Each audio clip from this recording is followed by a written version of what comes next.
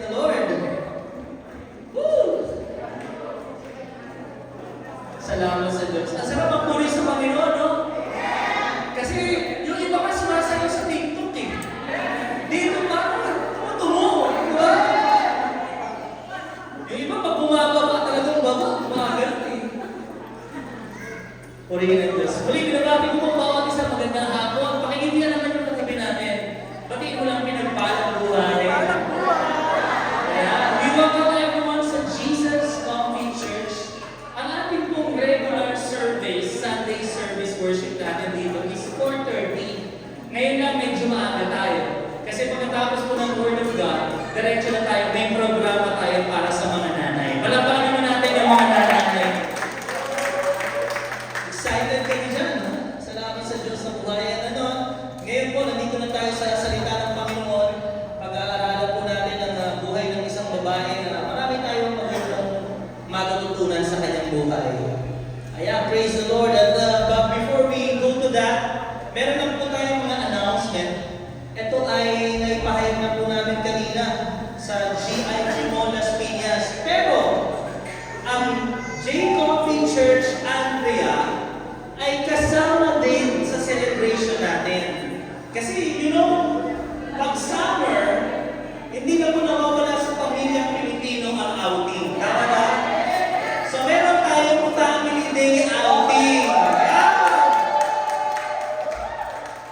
Lalabas po tayo. Pero hindi Sunday, Sabado. Sama-sama tayo magpunta. Malapit na isang oras lang biyahe galing dito. Sa may General Trias, sa isang exclusive na village. Ang tawag sa kanya ay Eagles Ridge Village Clubhouse. Diba? Diba? Golf and Country Club. Alam niyo naman, golf, mga sport na rin mayayaman yan. Sport to rin yan dati, di ba? Brother Efren Golf. Brother Efren Golf ka rin, di ba? Yung mga American golf.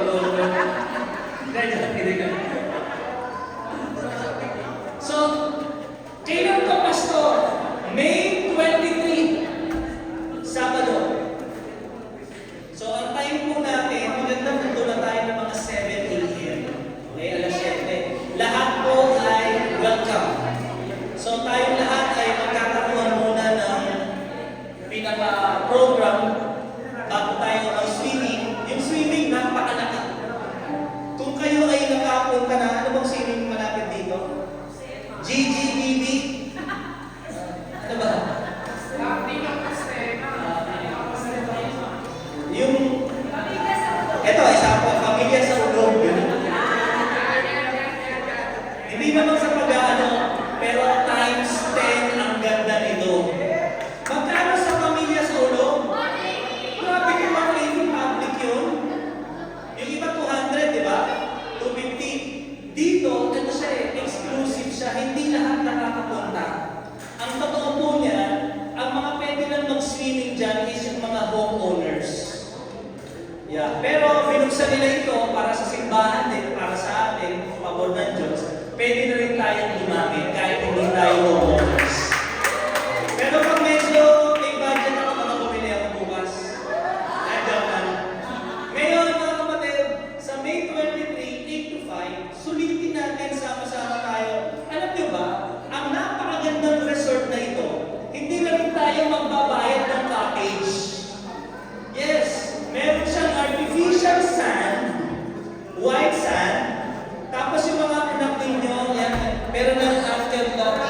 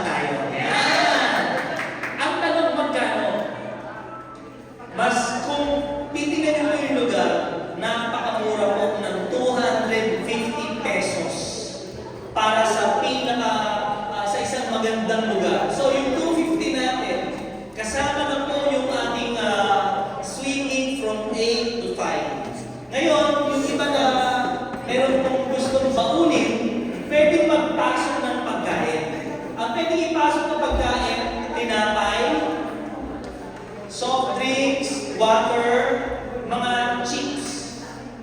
Paano naman yung kanin? Yung kanin, yung ulam, mas maganda na kainin na lang natin sa likod ng parking. Sa likod ng sasakyan ninyo, sa parking lot. Kasi kung gusto nyo naman kumain doon, wala rin problema. Pero may portage fee na 400 pesos.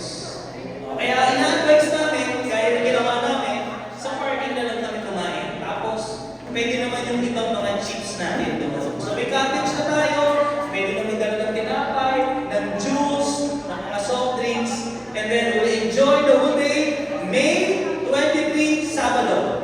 Alas 8 hanggang alas 5. Pero ang on time doon, maganda, mga 7 a.m. nandun na po tayo. Alright? Thank you, Lord. Hindi pa tapos. Kasi meron siyang basketball court.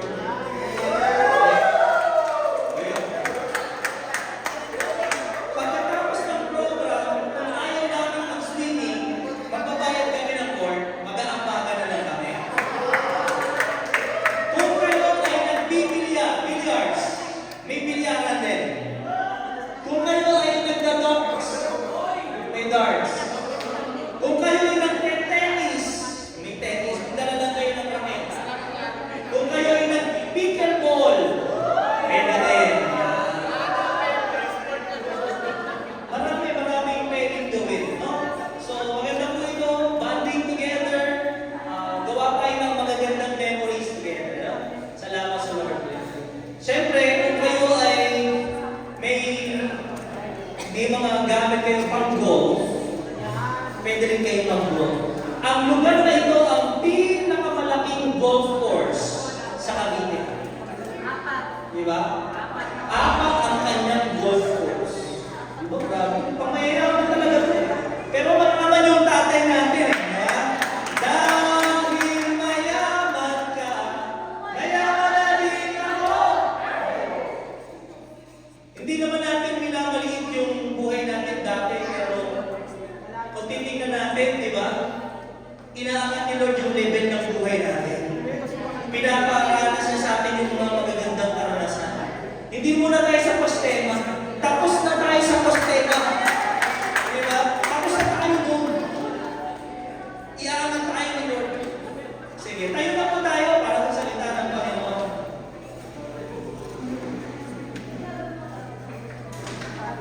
So, kaunting paalala lang po sa lahat po ng sasama. Pastor, nagpe-pray pa ka ng budget. Mag-pray ka na. May 23 pa naman. Pero, kailangan na namin ang buong pangalan ninyo. Kasi pag pumunta ka doon at hindi ka naka-register, sorry, kahit anong gawin natin, computerized nga po kasi. Sobrang nilang, may organized organization din talaga na kailangan bago ka pumunta doon.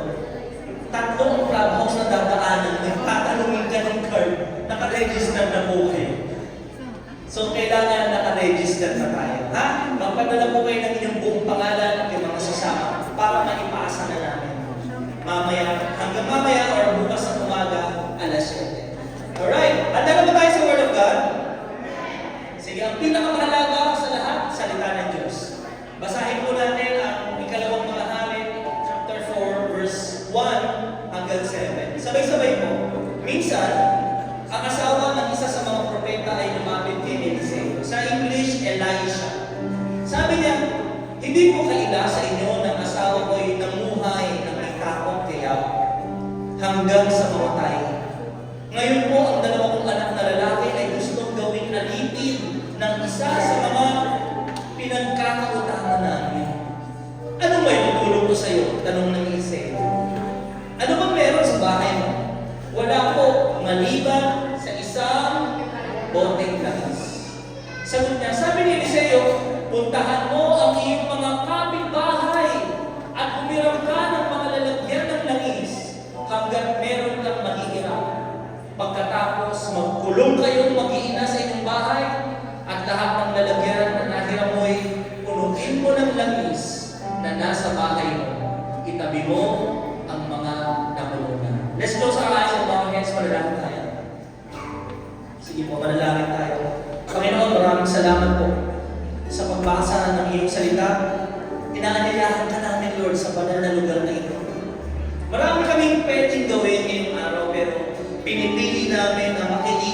iyong salita. Puspusin mo kami ng iyong Espiritu, Lord. Hindi lamang kami maging tagapakinig, isang buhay namin upang maranasan namin ang buhay na ganap at kasiyasihan. Panginoon, naanyayahan ka namin sa aming kalagitnaan. Ikaw ang magturo, ikaw ang mangaral, ikaw ang mangusap. Boses mo lamang ang ating pakikinggan. Alisin mo, Lord, sa lugar na ito lahat ng mga gawa ng kaaway, distraction, at binibigyan namin sa iyo ang buong atensyon natin. Salamat po, Panginoon. Puspusin kami ng iyong Espiritu at pagpalaya ng salita sa aming mga puso. Sa pangalan ni Jesus. Amen. Palakpakan mo natin ang salita ng Panginoon. Praise the Lord. Pwede na tayo maupo, mga kapatid.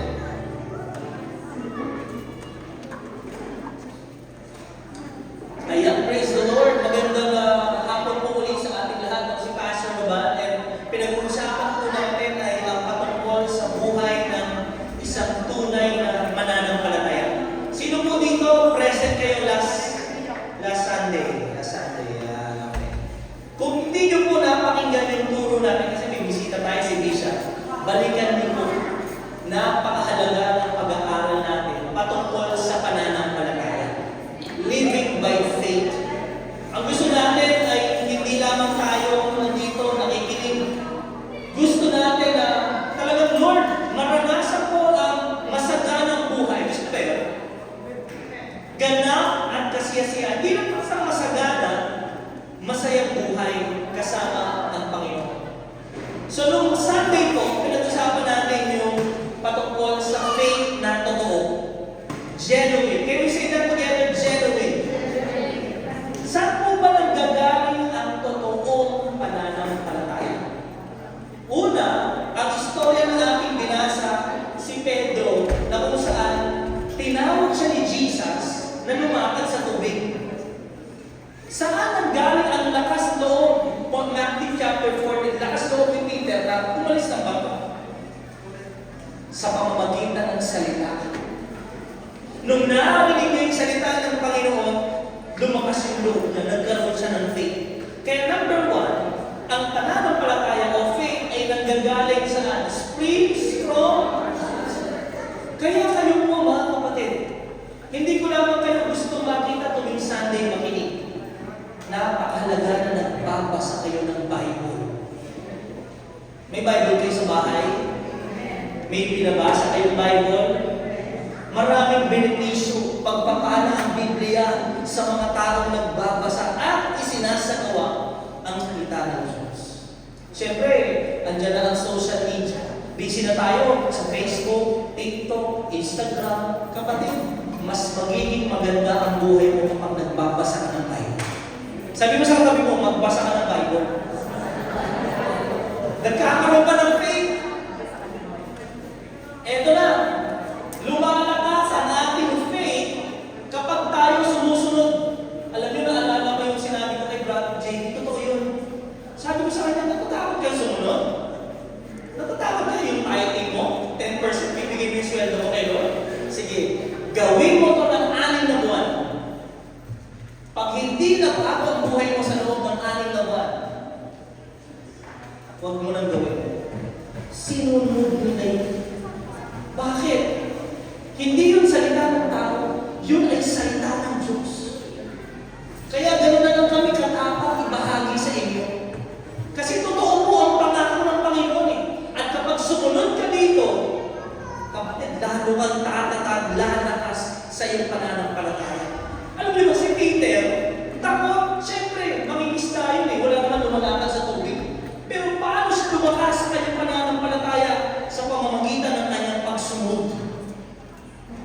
Si Brother JB dati, nagbibigay lang yan. Pero dahil sila'y nakaranas ng pangako ng Panginoon, ngayon hindi lang sila nagbibigay, sila mismo ang nagbibigay ng encouragement sa tao na sumunod din. Naintindihan niyo po? Bakit? Ginagawa kasi nila. Kaya gano'n na lang yung aking lakas ng loob. Pangatlo, nung naglalakad na si Peter sa tubig, lumingon siya. Nakita niya yung malakas na alon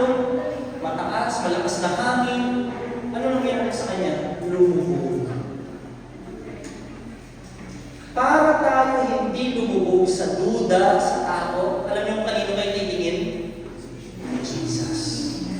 We are sustained in our faith by focusing on Jesus.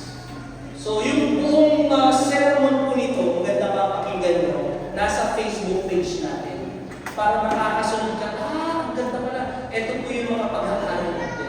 Ngayon, pangalawang linggo, patungkol sa pananampalataya, ang title is Faith that Leads to Overflow. Sabi mo, overflow. Pag sinabing overflow, ano yan? Gusto niyo ba na umaapaw ng buhay? Yung umaapaw na hindi ka laging kakapapapa kasi sakto lang. Gusto niyo na umaapaw ng buhay?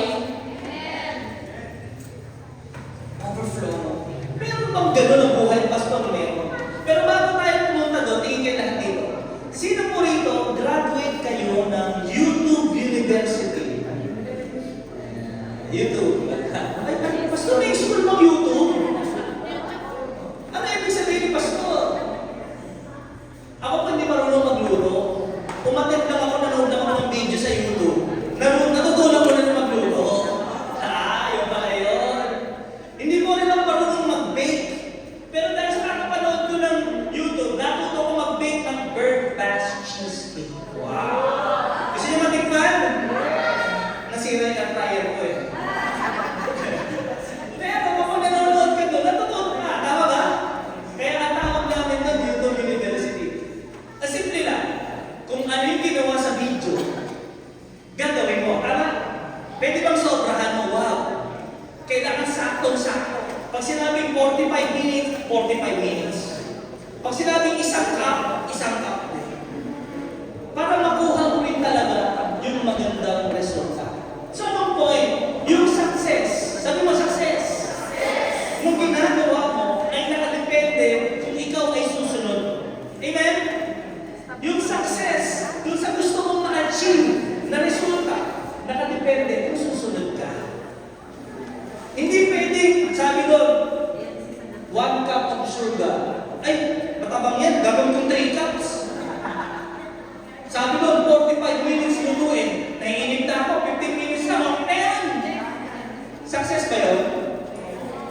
Kasi hindi ka sumunod completely. Sabi mo completely.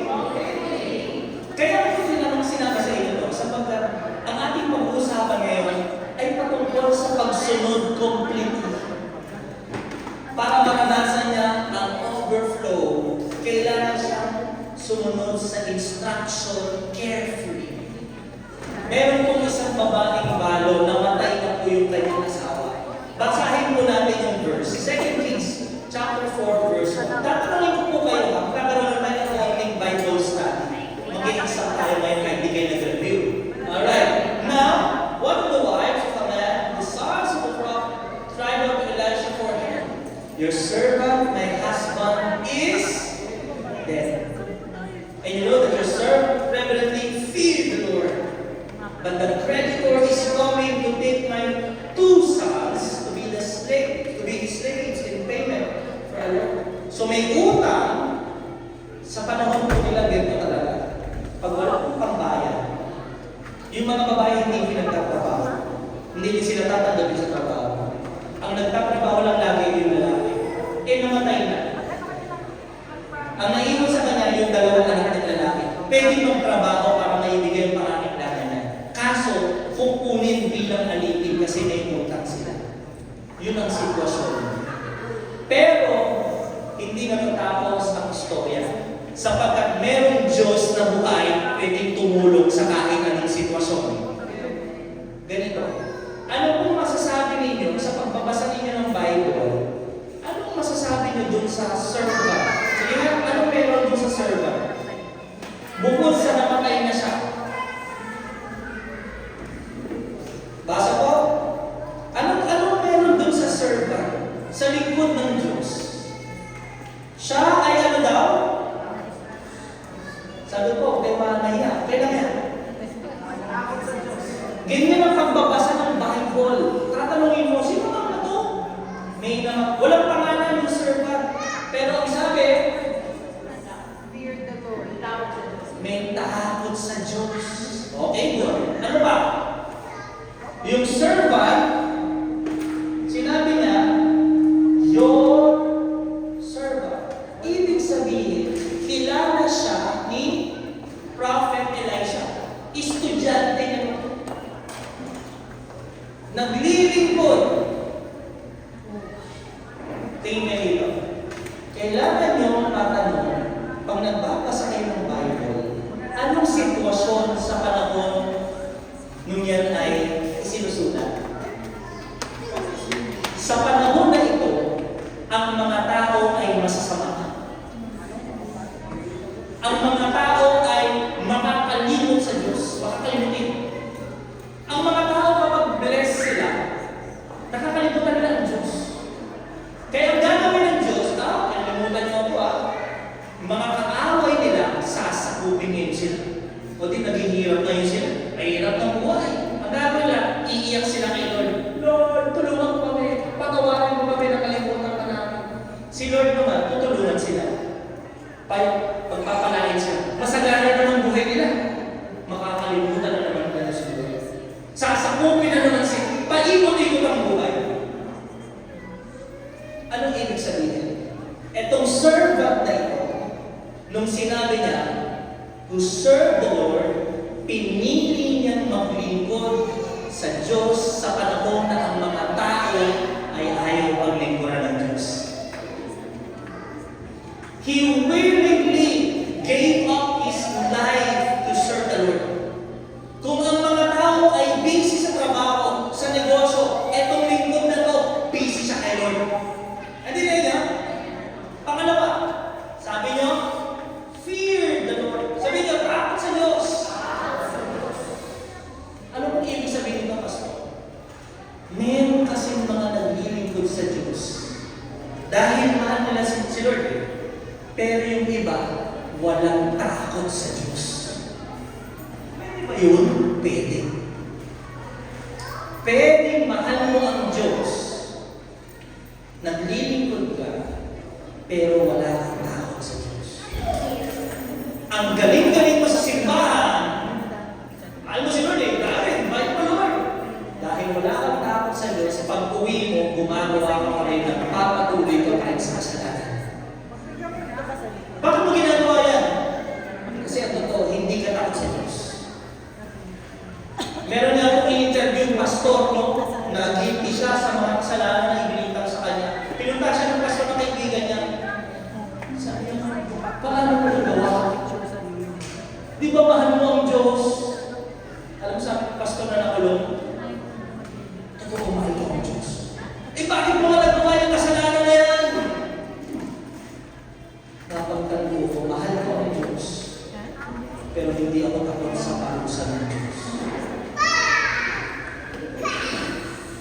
May mga tao din na mahal nila ang Diyos, pero wala silang takot sa Diyos. Naglilingkod sa simbahan, pero pag-uwi, iba na yung Kristong sinasamahan.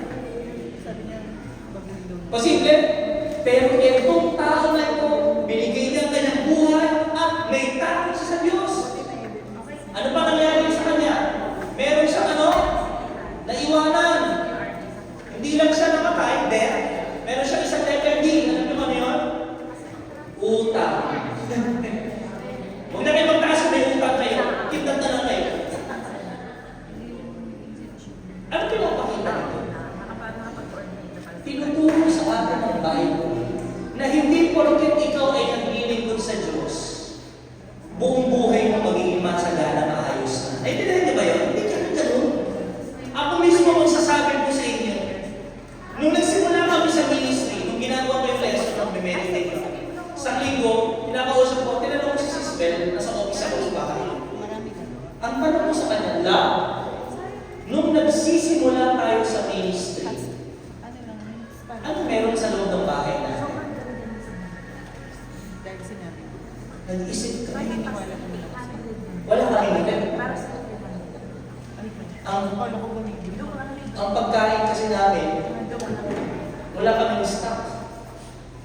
Wala rin kaming TV. Nagulat ako, alam mo bakit? Wala rin pala kaming kanan.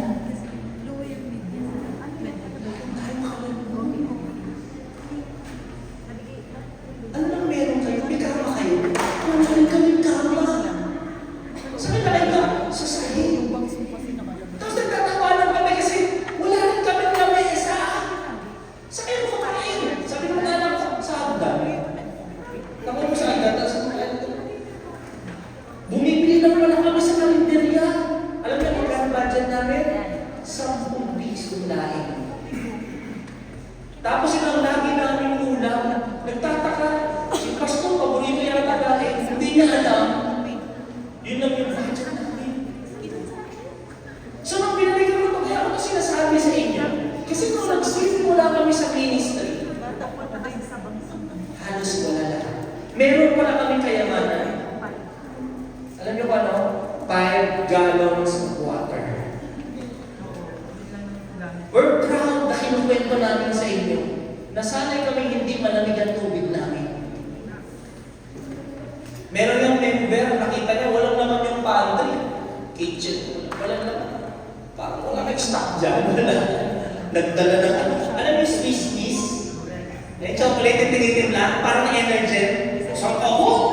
Oh, wow! Sabi bilis, may pang-alusan na ako, pang-hapunan ko. Eh, nagkaroon ng Sunday service ito, yung gawain. Nakakita ng mga umaatin. Pastor, ang sarap niya na. Tingin naman kami, lahat sila nagbuwanan.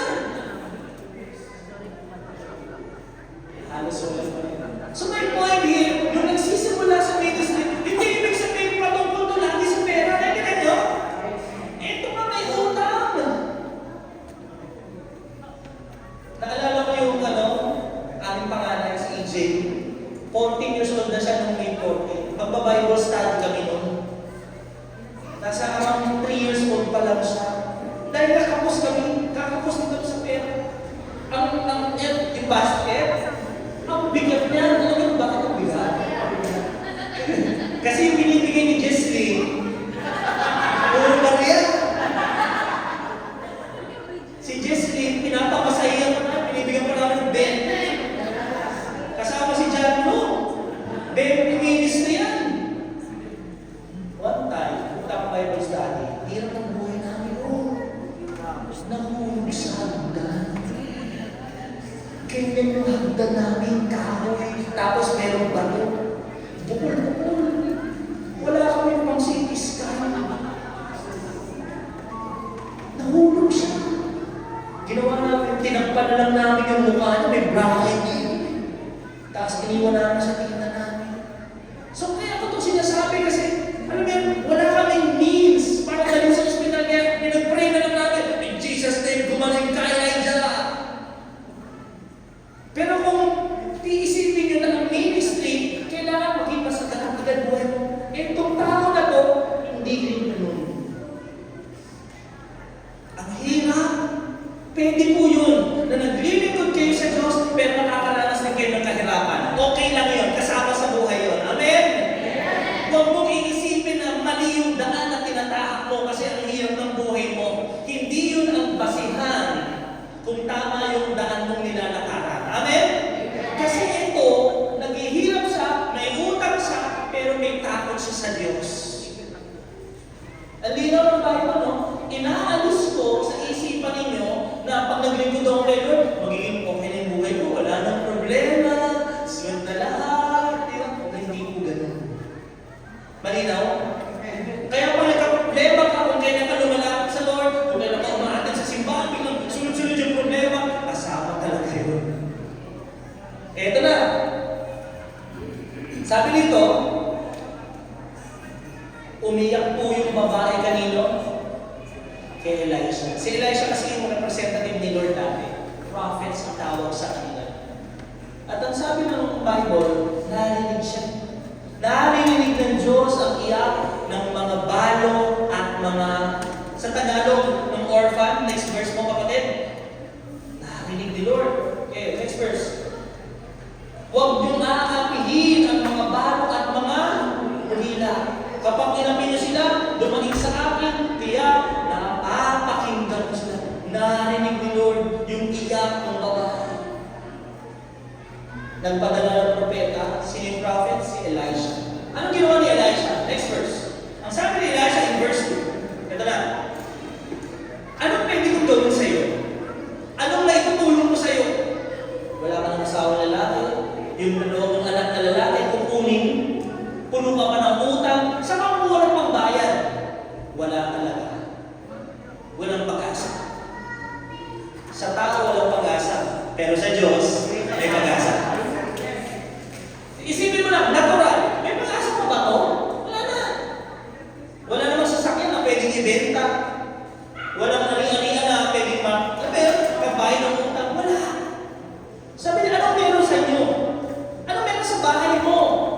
pwedeng gamitin ng Diyos para mabayaran ang mga utang.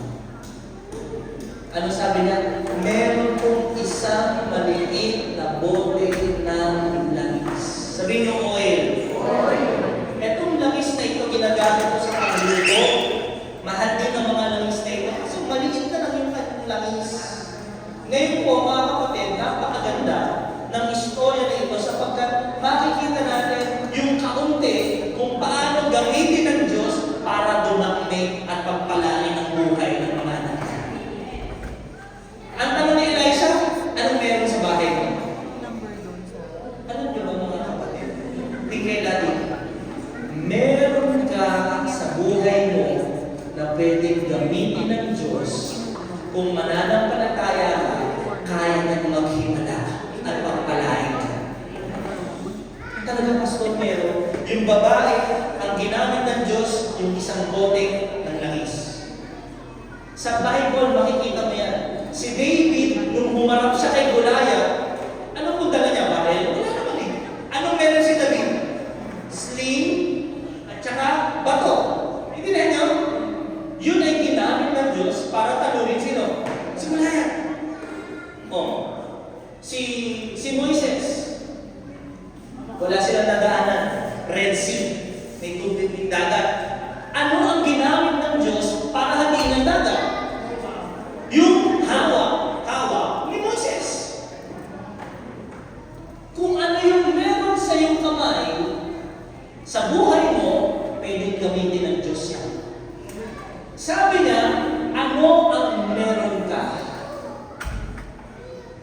May binigay si Lord sa atin.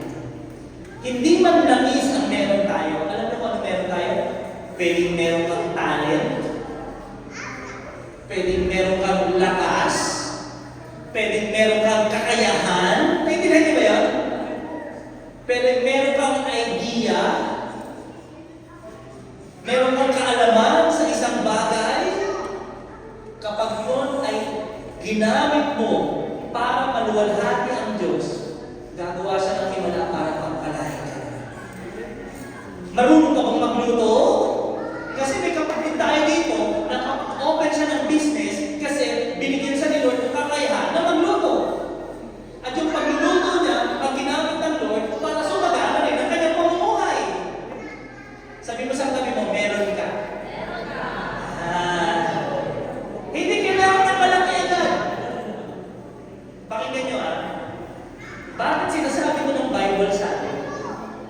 Kasi, kasi tayong mga tao, ang hilig natin magkumpara ng sarili natin sa iba. O pakinggan nyo to, kung meron lang sana akong kapital, sana mayaman na sana ako. Hindi mo kailangan ng malaki, ang kailangan mo yung Diyos sa buhay mo.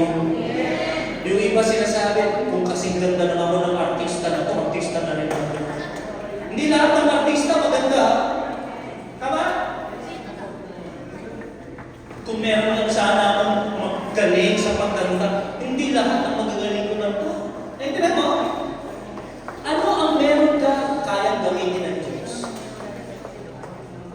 May kakayahan ka, meron kang galing.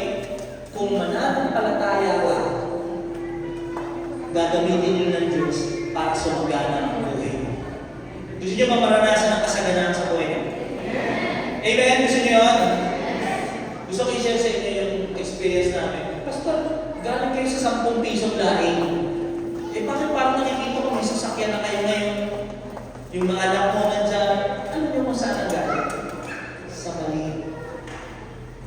Sa maliit na bukas na pintuan na ginamit ng Diyos, nagbukas at nagbigay ang Diyos ng negosyo para sa akin.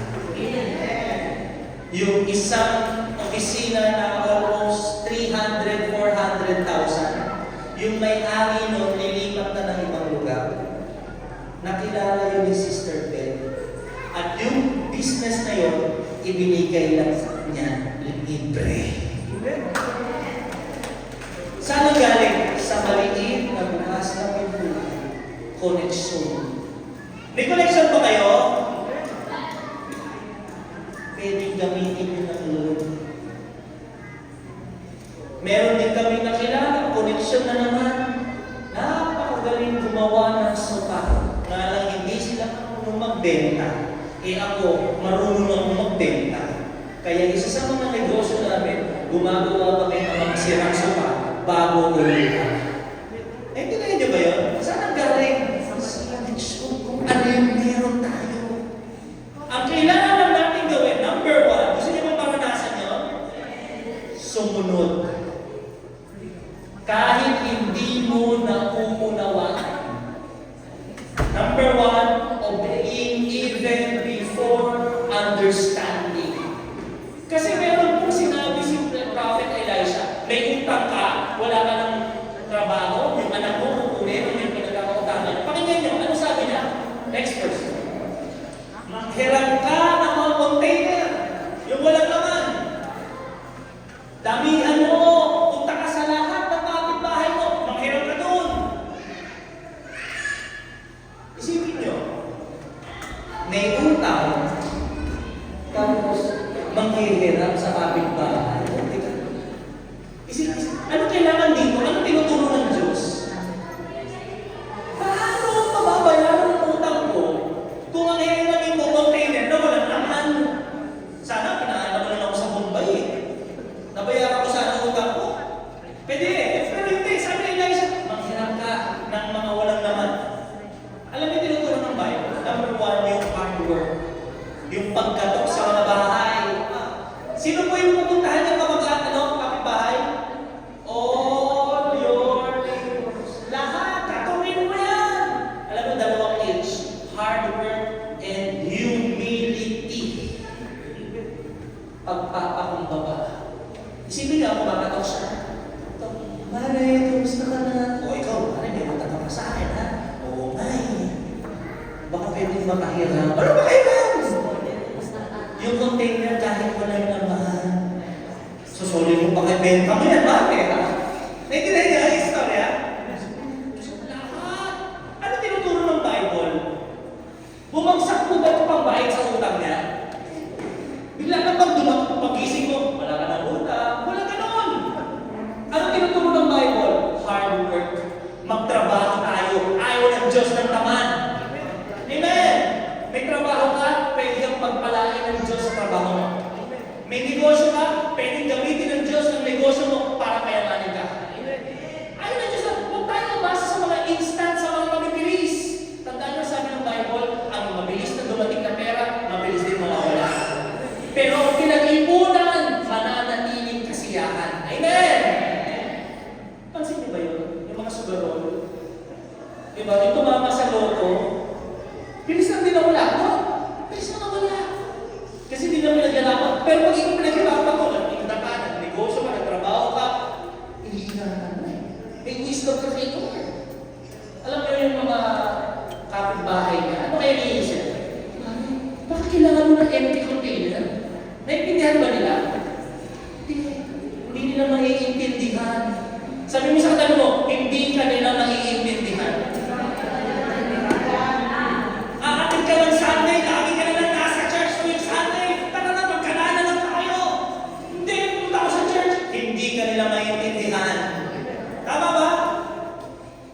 Yung pinatawag mo yung isang tao na nakit sa'yo, paano mo naman magpatawag yan? Sabi kasi ni Lord, hindi ka na maiintindihan.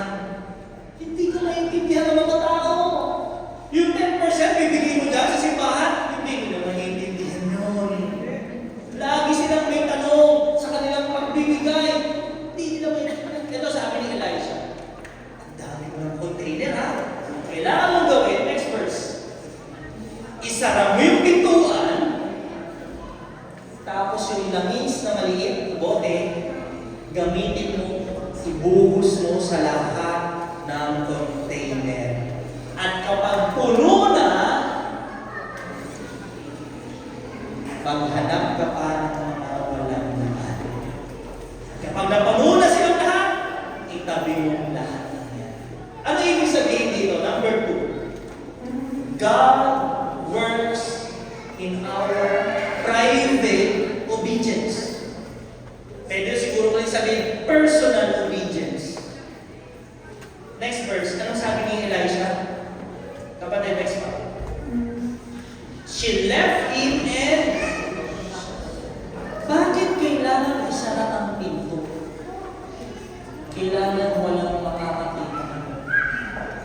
ikaw lang at ang iyong mga anak. Kasi nga una-una, hindi na maintindihan. Isipin na pagpasok mo sa bahay mo, container, walang laman. Marami kang tanong, yes o no? Marami kang duda, tama ba? Kasi hindi sila nakarinig ng instruction. Ano ibig sabihin ng private obedience? Ito yung pinapagawa ng Diyos sa'yo na dapat mong gawin. Naalala yung storya ng ina kay Peter? Sino yung pinapatanong sa bangka? Si Peter, hindi siya pumasok. Sabi niya, Peter, come. Kailangan niyang sumunod para maranasan niya yung himala. Hindi niya tinulak si Thomas. Thomas, ito na lang. Hindi. Siya mismo, kasi siya yung tinatawag ni Lord. Tama ba? Balik mo yung slide. Meron akong isi-share sa inyo. Basahin po natin. You have commanded us, Psalm 119 verse 4, you have commanded us to keep your precepts. Sabihin nga natin precepts. Ang Bible, may ibig sabihin ng bawat salita. Sa Tagalog, ang precepts, mga utos. Kapag kayo inutusan, sumusunod kayo? Pag tinawag ang pangalan mo, susunod ka. Tama ba? Ang Diyos, listen, ang Diyos, nangungusap siya sa atin. Kapag tinawag ang pangalan mo at meron siyang pinapagawa sa iyo, tawag doon precepts. Utos. Inuutusan ka niyang gawin ang isang bagay. Ang sabi, binigay mo sa amin ang iyong mga utos upang pagsisikap namin na ito ay ano? Anong utos doon sa babae? Isara mo ang pinto. Yung next slide, shut the door. Para din yung sa protection niya. Para din yung sa milagro na makikita niya. Pero yung milagro, pakinggan ito. Yung milagro, hindi pinakita sa lahat. Pero lahat nakakilala na mananananan siya sa buhay. Saan kumuha ng pera? Milagro ng Diyos. Naghimala ng Diyos. Gusto kong i-share sa inyo yung testimony, yung patutungo ni Sister wife ko. Nung bago po siya Kristiyano, habang nakikinig siya sa simbahan, ito ang puro. Ibigay mo yung 10% kay Lord. Tithes. Ang sweldo niya nun, 5,000. Ang 10% ng 5,000 magkano? 500. Sinabi sa kanya ni Lord. Hindi sinabi ng katabi niya. Alam mo yung pag nakikinig ka, kinakausap ka, nararanasan niya sa simbahan, Lord, ako yun na. Naintindihan niya, nangungusap ang Lord sa iyo. Inuutusan. Nung narinig niya yun, bibigay ko 500. Alam mo magkano pera niya? 600. Tapos yung sweldo sa 1,000 pa. Sa bangko siya nagtatrabaho, hindi. Ito matindi. Sa susunod pang linggo, pamasahe, pangkain, kailangan niya. Hindi na niyo? Lord, pag binigay ko 500, 100 na lang matitira. Pero dahil narinig niya mismo ng Diyos, Lord, ako kinakausap. Magtitiwala ako sa iyo. Binigay niya yung 500. Ilan natira? Alam niyo, magulat ka from Monday to Friday. Yung kanyang kasamahan sa trabaho, kung saan siya nag-aabang ng gym pa uwi, kahit 100 na lang ang pera niya, sumasakto na ikita siya doon, sinasabay siya pa uwi. Hindi siya gumastos ng pamasahe ng 1 linggo. Ito, yung pangkain. Hindi ka kasi 100 sa 1 linggo. Hindi kasi. Sa panahon na yun, Christmas season, yung mga kliyente nila, may dalang pagkain, pinapakain yung mga staff. At doon sa umasa ng 1 linggo, yung 100 niya, may sobra pa. Amen! Tandaan niya to,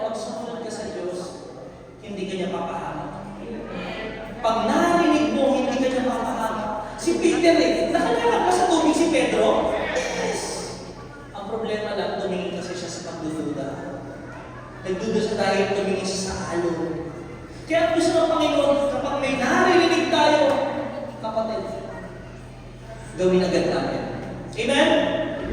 Merong sinasabi, shut the door. Alam niyo bang sinabi dito ni Jesus? Shut the door. Tuwing kailan? Matthew 6, verse 6. Sabay-sabay. When you pray, go into your private. Ikaw lang.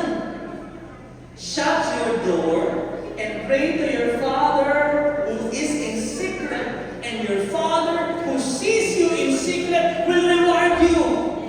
Alam niyo ba, mga kapatid, may reward ang Diyos sa tuwing ikaw ay nananalangin sa Kanya. Sa tuwing nagbabasa ka ng Bible na walang pumipilit sa'yo, Lord, gusto kitang kilalanin. Lord, alam mo, shut the door in your private devotional life. Ang tanong ko nga sa inyo may devotion ba kayo? Ano po yung devotion, Pastor? Ito yung mag-aanay ka ng oras, ng lugar, na kung saan magbabasa ka ng salita niya, mag-usap ka sa akin. Mananalangin ka, bago ka magtrabaho, susulat mo yung mga naiintindihan mo doon sa binasa mo. Kapatid, doon ibinubuhos ng Diyos yung langis. Sa tuwing tayo ay nasa private devotions ng ating buhay. Yung langis ang nagpapanatili ng apoy. Kapag walang langis, walang apoy. Maraming Kristiyano, pakinggan nyo to, gusto lagi ng apoy. Umaattend ng mga conferences, hindi masama yun. Umaattend ng concerts, ginagawa ko rin yun. Pero pagkatapos ng apoy, di ba nag-aalab ka? Oh, wow! Pero lumilipas, nawawala rin yung apoy. Alam niyo, magpapanatili sa apoy, hindi apoy, langis. At yung langis na yun ay ibinubuhos ng Diyos kapag natutunan mong magbasa ng salita niya. Yung langis na yun ay ibinubuhos ng Diyos kapag nananalangin ka, kapag sumasamba ka, kapag nagtitiwala ka, kapag sumusunod ka kahit walang nagsasabi sa'yo. Yung langis na yun, yun yung banal na Espiritu. Tandaan nyo, kapag walang langis sa buhay ng tao, darating at darating ang panahon, matutunan yung apoy. Kaya maraming nasa ministry, ba't gano'n ang ministry tapos mag-give up na? Sa sobrang pagod yung apoy na ubos. At wala nang langis para mapanatili. Kaya ang gusto natin ng longevity, mahabang paglilingkod sa Diyos, hindi mo kailangan ng apoy. Ano mo kailangan nyo? Kaya paano tayo nagkakaroon ng kapustusan ng banal na Espiritu? Sa tuwing isinasara natin ang pinto at kinakausap natin, sumusunod tayo sa Diyos. Amen? Gusto ko lang i-share sa inyo yung napakagandang story, true story ng mag-asawa. Meron mag-asawa sa simbahan. Nag-ministry sila, nag-ilingkod sila sa Diyos. Nag-pray sila, Lord, bless mo kami. Gusto ko na bumili ng kotse. Kahit second hand lang. So, nag-deposit sila, nag-trabaho sila, nag-ipon sila. Lord, medyo malaki na kinalito na ipon namin. Alam niyo magkano? 70,000. Pwede na yung kotse? Second hand? Pwede na? Pero kakaganda, sakto lang. Pwede na. Nag-pray sila kay Lord, Lord, sino ang bibilhan ng sasakyan? Saan mo kami gusto bumili? Anong sasakyan ang bibilhin? Tatanong sila kay Lord. Alam mo sa ng Diyos, hindi sasakyan ang bibilhin. Lupa. Lord, wala sasakyan ko. Anong lupa?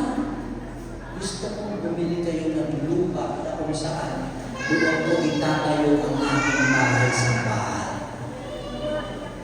Sabi niya, paano makakabili itong 70,000? Sabi ng Diyos, hindi.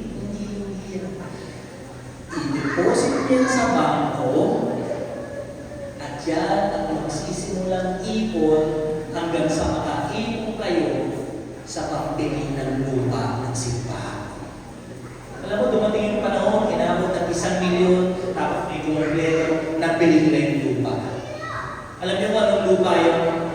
nauupuan mo, ito yung lupa. Nagsimula sa mag-asawa. Nadagdagan na nadagdagan. Eh, ang tanong, kasi na yung kotse ng mag-asawa. Siyempre, binibili sa lupa, wala na silang pambili. Pero ano na nakatunayan nila? Kapag bigayan, hindi mo kayang talunin ng Diyos. Amen? Hindi pa sila nakakabili ng lupa. Sa panahon ng binigay nila sila, lumipas na ang paglilingkod. Biglang merong telepono nag-ring tumawag sa akin. Bakit tumatawag to? Sabi niya, nasaan po kayo? Nandito kami, meron kami prayer meeting. Bilibod kami kayo doon, nasa buwan mo. Pwede ba kayo pumunta dito? Bakit kami pumunta dyan? Basta! Pumunta kayo dito ngayon na. Ngayon na? Saan mo may urgency? Grabe. Punta na kaya, pinuntahan na. Alam niyo kung saan sila nagpunta? Sa isang bahay na may gate na puti. Tapos ang ginawa, sige, bakit mo ba kami pinapunta dito? Anong meron? Tapos sabi niya, tingnan mo yung kotse. Tingnan na yung kotse. Corolla Altis, black. Black na Corolla Altis. Ang plate number, ZCS 143, I love you. Sabi niya, maganda po ba? Maganda, makinis ka eh. Pero sa isip ng mag-asawa, lumipas na yun na gusto nilang magkakotse. Alam mo, nagulat sila. O sige, maganda po ba? Bibili ko na po yan. Bibigay ko na po yan sa inyo. On the spot, nagpirmahan itong irao. Alis kasi po. Binigyan sila ng sasakyang itim. Mas mahal pa dun sa gusto nilang pili. Anong ibig sabihin nito, Pastor? Kapatid, ang Diyos, hindi talaga natin kaya talunin sa bigayan. Kapag sumunod ka sa nasabi niya, sigurado may himala pagkatapos. Saan kayo nakakita? Himala yun. Amen? Para bigyan ka, hindi lang kamag-anak yun. Hindi lang kamag-anak. Kaya panghuli po, pangatlo, kung gusto natin maranasan ang pagpapala ng Diyos, number 3, complete obedience. Gusto ni Lord, buong pagsunod. Amen! Gusto niya, bigay mo yung dararapat sa Kanya, yung paglilingkod mo sa Kanya, ibigay mo yung puso mo. Kung may pinapagawa si Lord sa'yo, buong puso kang sumunod. Complete obedience leads to overflow. Isipin niyo yung mag-asawa. Kung sabi Lord, bigay mo yung 70K mo, lahat yan, naipon mo. Kung binigay lang nila 20K, may kotse kaya sila? Malamang wala. No, tama, malamang, baka ano meron sa kanila. Malamang naka-pedicab yun. Sa mga 50K, pedicab, pwede na. Pero sumunod sila eh. Ang gusto din ng Lord, pag sumunod tayo, kompleto yung pagsunod natin. Alam niyo kung bakit? Next verse, sabi niya, when the containers were all full, said person, biruin mo, nakasarapin mo, sinunod nila. Nanghirap sila ng container, maraming container, sinunod nila. Lahat ng container na puno, saan galing? Sa maliit na bote ng langis. It's a miracle. And he said to her, meron pa ba? Meron pa ba? Wala na. At doon uminto ang langis. Next verse, balik tayo sa verse 3. Ano ba ang instruction ni Elisha? Ginawa niya ba talaga lahat? Kumpleto bang sumunod yung babae? Sabi po, nanghiram po ba siya ng container? Marami ba siyang hiniram? Yes.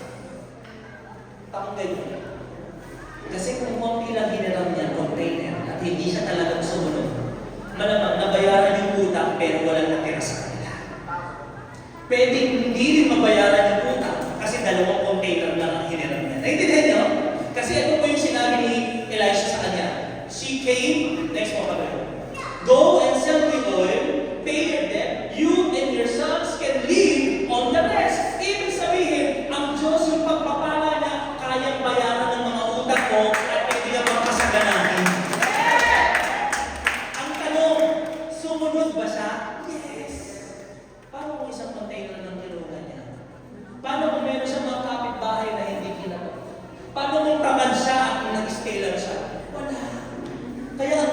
Diyos, kumpleto ang ating pagsunod sa Kanya.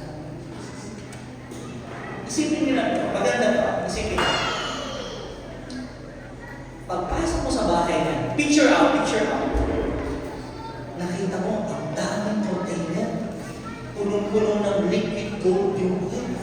Pumunta ka sa living niya, uy, daming oil. Mahal ang oil. Mahal yung lang sa'yo. Uy, wow! Sa kwarto. Kahit saan ka lumino, may lapis. Napo niyo? Pause tayo, pause. Parang ganito, kahit saan ka lumino, sa bahay niyo, punong-puno ng pera. Sa bahay niyo, may pera. Sa gilid ng inodoro, ginawang tissue paper yung pera. Dami! Wala ka na makita yung sa labi niyo, tambak na yung pera, hindi na makakapag ng pera. Parang gano'n, gusto niyo yun? Nangyari sa buhay niyo yun? Kahit saan sa tumingin. Pera to ha. Pakinggan niyo to. Ang tanong ko, ano ang iyong gagawin kapag ikaw pinagpala ka ng Lord ng sobra-sobra? Halimbawa lang, tumama ka sa Lord. Halimbawa lang ha. Kung hindi ka naman tumatay ako, mas maganda na rin. Daming pera sa bahay. Daming pera ito! Nasaan ka na kaya? Andiyan ka pa ba? O baka nagbubuk ka na ng flight para abroad? Sige nga. Pag sobrang daming pera, umaapaw ang pera, nasa ka na? Bakit mo na kami pansinin? Bigla ka lang maglaho. Hello? Posible gawin ng tao? Kalimutan ng pamilya. Saan sino? Si sis. Wala eh. Kasi dami ng pera. Ibahin mo yung babae. Anong ginawa ng babae? Tingnan niyo po. Si Cain, ito, hinanap niya yung propeta ng Diyos. Bakit ko sinasabi? May mga tao na kapag napunta na yung kanilang gusto, nakakalimutan na rin Diyos sa kanilang buhay. Yeah, we've seen that in our life. Pastor, pa-pray naman ng trabaho. Nagkatrabaho, hindi na nagparangod kay Pastor. Pastor, ayusin mo nga naman namin, tulungan mo kami, paano kami magkakasunod ng mag-asawa. Nung umopinyan ka ng mag-asawa, masaya kami para ka na, di ako nanulunod ka. Ang saya namin. Pero hindi na kami pinapansin. Hindi namin nag-church. Nung Pastor, pag-pray mo naman ako, bumalik ako, lumakas na, pinagalingan ni Lord. Hindi na rin sinisimba. Pero itong babae, bumalik siya sa Diyos. Tama ba? Dahil alam niya, ang Diyos ang nagbigay, dapat alam din niya kung paano gagamitin ang mga binigay ng Diyos. Maraming tao nasisira dahil walang karunungan galing sa Diyos. Alam niya ang dahilan bakit siya pinagpala ng Diyos. Ano mga dahilan? Bayaran ng utang. Pakinggan ito. Gusto ng Lord mabayaran ang mga utang natin. Kung may utang ka dito, faith will not deny responsibilities. Responsibilidad natin kung may faith tayo, Lord, I pray in Jesus' name, mabayaran ko yung utang ko. Amen! Meron tayong kapatid dito ha, 6 digits ang utang niya. Nung naging Kristiyano siya, nabayaran niya yun sa grasya ng Diyos. Totoo! Hindi namin, mag-rapture na tayo para wala ka ng utang. Lumipag na sa langit. Hindi ka no. Bayaran mo yun. Mag-pray natin yan. Hindi na yun. Ano pang reason? Bakit kayo i-bless ni Lord? Para you and your son can live on the rest. Para mapunuan ang lahat ng pangangailangan ninyo. Amen. That your life is so full to overflow for others. I want to end with this. Tapos na po tayo. Ang ganda na story, no? Yung utang, nabayaran. Dahil sa maliit na bote ng langis. Dahil sa kanyang pagsunod. Pakinggan yung mahalaga po.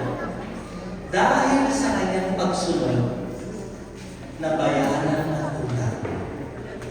Dahil sa kanyang pagsunod, yung kanyang mga anak hindi na alipin.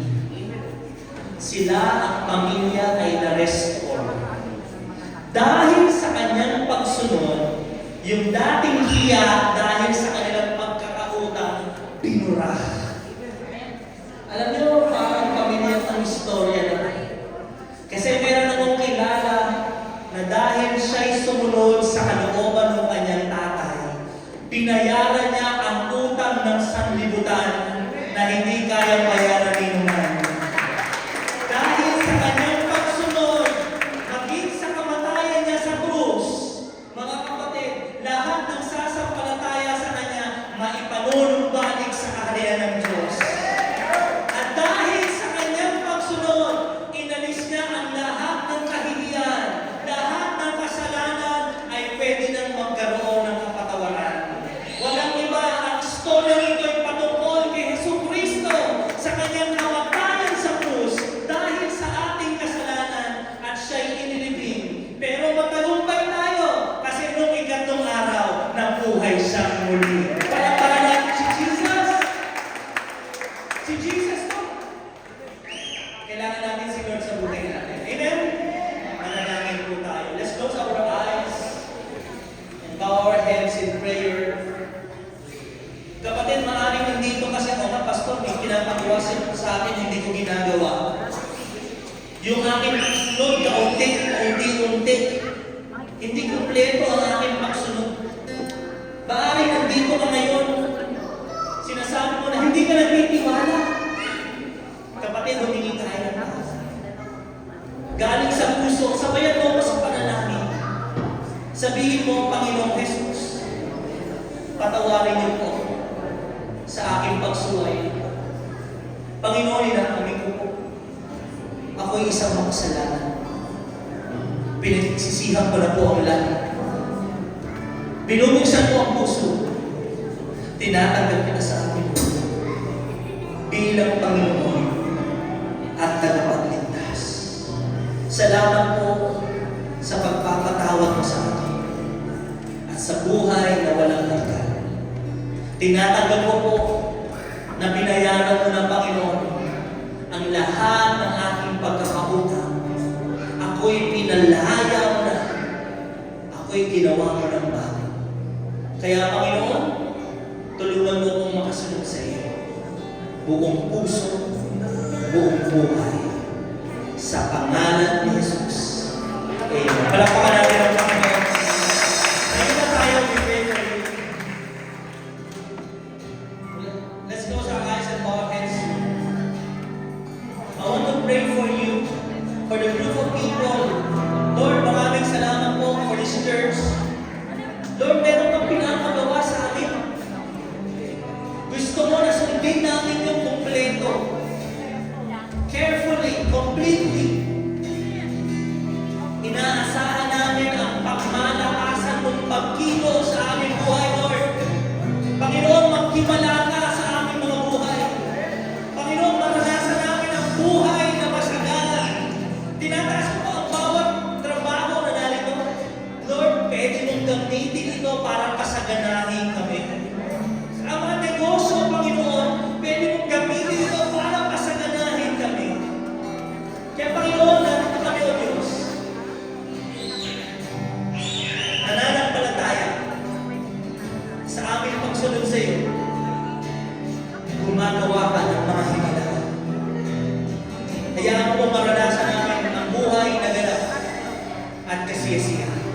Pagpalain mo rin ang mga kapatid namin na magbibigay, magtatanim, at umaasa kami ng masaganang ani sa lahat ng aming itatanim. Pagpalain mo ang gawa ng kanilang kamay. Pagpalain mo ang mga kamag-anak nila, mga nagtatrabaho, bro. Pagpalain mo ang mga negosyo, ang mga gawain sa araw-araw. Salamat po, O Diyos. Nabalik namin sa iyo lahat ng kamunihan. Masasalamat at pagsamba sa pangalan ng Jesus. Amen.